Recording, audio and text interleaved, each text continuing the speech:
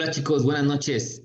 Eh, Vamos a hacer un pequeño repaso después de que pasamos un tiempo sin vernos y sin platicar acerca de la química. Vamos a hacer un repaso. Vimos entonces que existen diferentes modelos atómicos que a través del tiempo se fueron desarrollando con diferentes científicos que fueron haciendo diferentes aportaciones. Dentro de esto podemos identificar que existen elementos que están alrededor del átomo y elementos, unas partes atómicas que están en el interior del núcleo, ¿no? En el núcleo dijimos que se encuentran las partículas positivas, que llamamos protones, y las partículas neutras, que llamamos neutrones. Alrededor del núcleo se encuentran estos elementos que son negativos, que tienen una carga negativa y que se llaman electrones. La masa del átomo se encuentra principalmente en el núcleo, y quiere decir que los electrones pesan muchísimo menos que los neutrones y los protones. Dentro de estos compuestos, el número atómico lo vamos a representar con la letra Z. ¿Qué es el número atómico? El número atómico entero positivo es igual al número de protones. Esto es, las partículas positivas que haya en un átomo, eso nos va a indicar el número atómico. O al revés, el número atómico nos indica la cantidad de protones que tiene un átomo. Ajá. Se representa, como dijimos, con la letra Z. Cuando tenemos un átomo que es electrónicamente neutro, esto es, que tiene las mismas cantidades de cargas positivas que de cargas negativas, eso quiere decir que es un elemento neutro.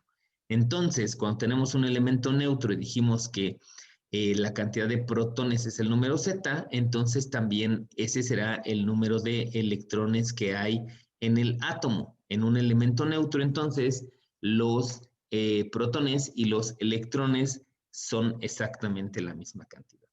¿Qué pasa con los neutrones? Los neutrones no, los neutrones pueden cambiar en el mismo elemento. Eso puede hacer que entonces un elemento tenga diferente cantidad de protones, de neutrones, perdón, ¿no? Siendo el mismo elemento, chicos. ¿Ok?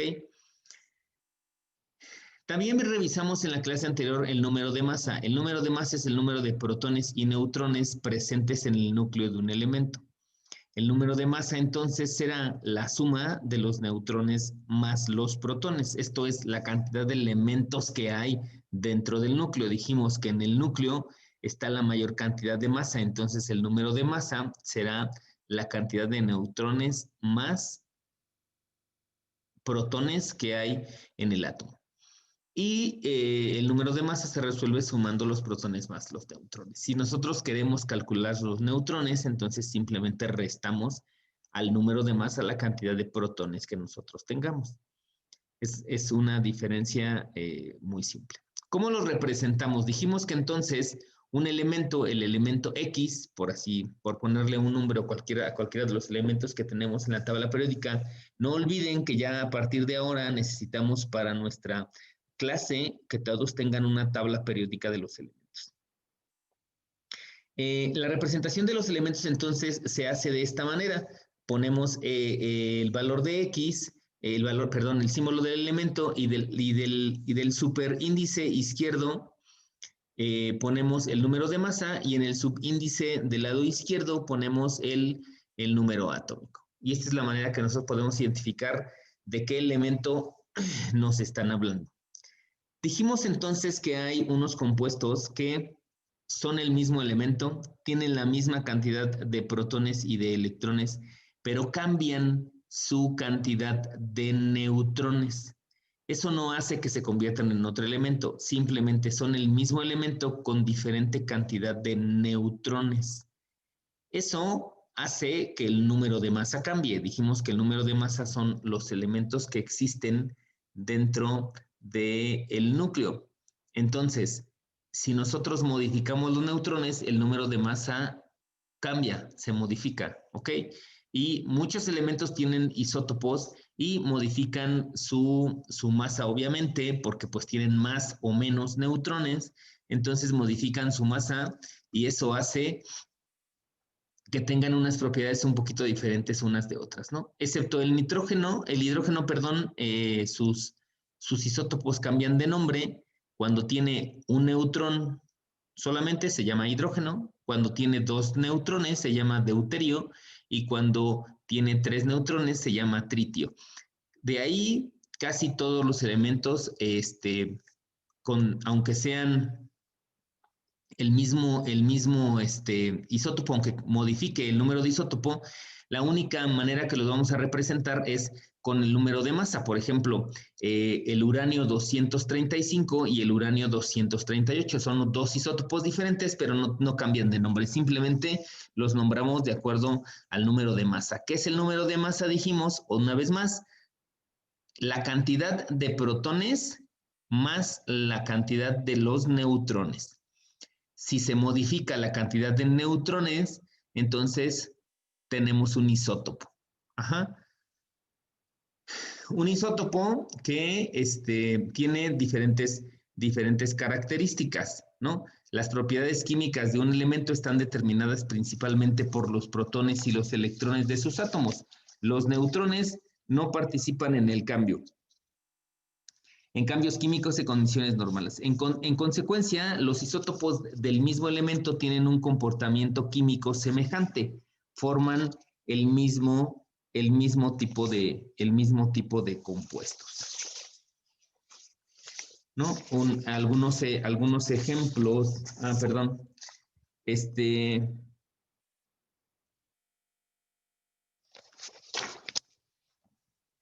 eso hace entonces que cambie el número de masa, chicos. Veamos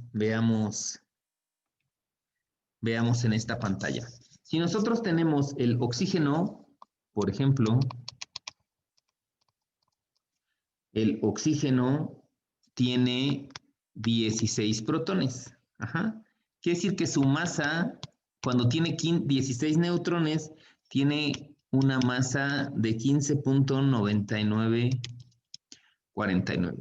Cuando tenemos un isótopo que es el oxígeno 17, su masa cambia. ¿Por qué? Porque tiene un neutrón más. Ajá. 16.9991. Y también tenemos el isótopo del oxígeno 18 y entonces su masa cambia, ¿no? Y tenemos 19.9992. Ustedes en su tabla periódica identifican ahí que dice peso atómico o masa atómica del oxígeno. Ese elemento es un promedio de los isótopos que tienen, se promedian y se saca la masa atómica y entonces es el promedio que nosotros vemos. El promedio que nosotros tenemos ahí es la masa atómica que nosotros vemos en la tabla periódica es el promedio de los diferentes isótopos que tiene cada uno de los elementos, ¿no? A pesar de que todos los isótopos de un elemento tienen prácticamente las mismas propiedades químicas, no todos son igualmente estables. Hay algunos que son totalmente inestables, ni se representan en la naturaleza en la misma proporción. Hay algunos que lo tenemos con muchísima más proporción que otros. Se han descubierto 2 tipos de isótopos, ¿no? 2 tipos de isótopos. Unos que son radioactivos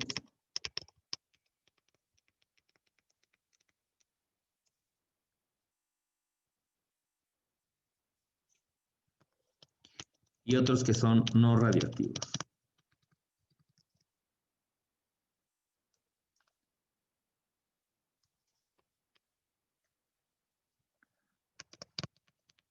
La radiactividad es una propiedad que tienen algunos elementos y que representa una fuente de energía importante, ¿no? Hay algunos elementos que se utilizan para generar energía y son obviamente muy, muy peligrosos, ¿no? Sobre todo son muy inestables. ¿Qué quiere decir inestables? Que no los encontramos en la naturaleza de manera común.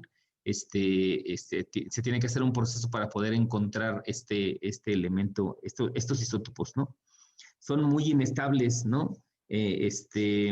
Los radiactivos son muy inestables y entonces tenemos que buscar una manera.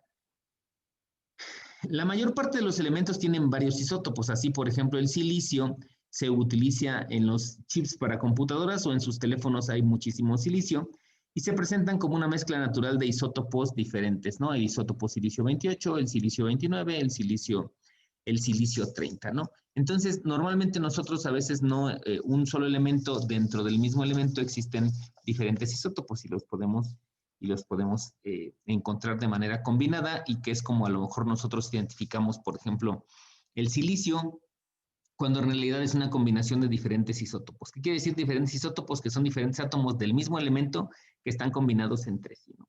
Los isótopos radiactivos, también conocidos como radioisótopos, buscan una forma de estabilizarse. Todo lo que es inestable en este planeta siempre busca una manera de estabilizarse, busca una manera de encontrar una energía un poquito más estable.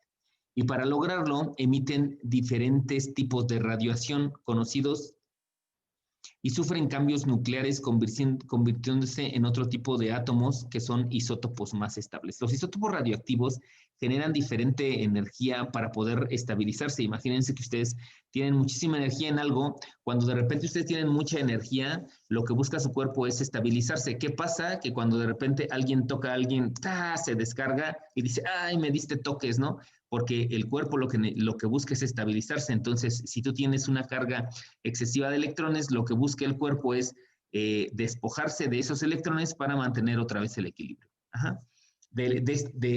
Haciendo una referencia más o menos a este ejemplo, los isótopos radioactivos hacen exactamente lo mismo. Buscan la manera de estabilizarse y convirtiéndose en otro tipo de átomos en donde son muchísimo más estables, aunque también pueden dar origen a otros átomos que son todavía más radioactivos.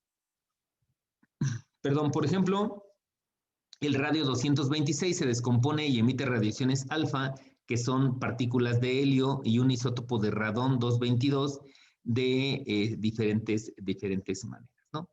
El tiempo requerido para que la mitad de la muestra de los isótopos radiactivos de un elemento se desintegre se le denomina vida media, y los isótopos varían mucho en su vida media. Algunos tardan años o algunos tardan milenios en perder la mitad de sus átomos por desintegración. Esto es, por ejemplo, algún elemento del uranio, el 238, tarda 4.5 por 10 a la 9 años en descomponerse, en llegar a su vida media. Esto es, un isótopo radioactivo dura muchísimos años. Esto es, durante todo ese tiempo genera mucha radiación. No sé si ustedes han escuchado por ahí algunas noticias de que se robaron o se perdió una pastilla de uranio o de un elemento que tiene radiación, ¿no? ¿Por qué es tan importante encontrarla? Porque puede ocasionar muchísimo daño, puede contaminar muchísimo durante mucho tiempo. Por eso es importante que este tipo de elementos siempre estén resguardados y siempre estén en un lugar para poderlos mantener estables. Son muy peligrosos este tipo de elementos radiactivos, ¿no? La química nuclear, esta sería como una parte de la química nuclear, que se encarga de estudiar los cambios que pasa con estos isótopos y su aplicación en la vida cotidiana. Realiza en diferentes aplicaciones en diversas áreas. Por ejemplo, la medicina. Han escuchado por ahí algunas personas que dicen, le voy a dar radiaciones porque tienen un elemento radiactivo que emite cierta energía o cierta radiación que hace que mate algunas células. Por ejemplo, que se diagnostican unas enfermedades que son incurables. Entonces, lo que hace es que por medio de esta radiación, el problema con esta radiación es que no es tan particularmente enfocada. Entonces, además de dañar algunas células que son defectuosas, también dañan algunas células que son sanas. Entonces, eso es lo peligroso, ¿no? También obviamente se utilizan en la biología, la industria de agricultura, en la antropología, en la arqueología, en la geología, en la paleontología. En diferentes ramas de la ciencia se utilizan mucho los isótopos radioactivos, y es importante. Es una ciencia nueva, digamos que desde Marie Curie al principio de los 920, por ejemplo, que empezó el estudio de los elementos radioactivos. Hoy en día se sigue utilizando y se busca cada vez algunas fuentes de energía, porque al final generan energía limpia, ¿no? Al final no contamina con recursos fósiles de carbono, ¿no? La radiactividad puede ser muy peligrosa, y su riesgo no deben tomarse a la ligera. La exposición a altos niveles puede ser totalmente nociva e incluso fatal, ¿no? Es muy peligroso. Lamentablemente, las radiaciones que estos isótopos radiactivos generan pueden dañar las células de los seres vivos y a partir de ciertas dosis ocasionan tumores malignos o problemas que pueden llegar a ser muy importantes. Ok, chicos, entonces vamos a hacer una pequeña investigación. Les voy a dejar unos conceptos porque vamos a empezar a ver algunos conceptos acerca de los modelos atómicos y de mecánica cuántica. Esta parte de la química molecular y de la química radiactiva es importante y vamos a empezar a ver cómo es la estructura de los átomos, cómo es que se componen, cómo es que se acomodan los electrones dentro de la estructura del átomo. Entonces hay algunos conceptos que necesito que repasemos y que necesito que investiguen. Entonces, el día de hoy, jueves, van a hacer una pequeña investigación. Por favor, traten de tener esta investigación para el final de la clase. Pueden utilizar ahí los recursos de internet, busquen, recuerden, páginas de internet que sean verídicas, que sean científicas, no utilicen ninguna wiki, Wikipedia y eso no funciona, porque son páginas editables, entonces a veces no es información muy importante. Entonces, les voy a compartir aquí en Classroom las preguntas, perdón, los conceptos que tienen que investigar y algunos isótopos para que investiguen cuáles son los impactos que tenemos con estos isótopos y eso es lo que vamos a ver el día de hoy. ¿Sale? Entonces les dejo en Classroom la investigación de las palabras que tenemos que, perdón, les dejo ahí en Classroom los conceptos que tenemos que investigar y los revisamos en un ratito. ¿Ok, chicos? Cuídense, ahorita nos vemos. Bye.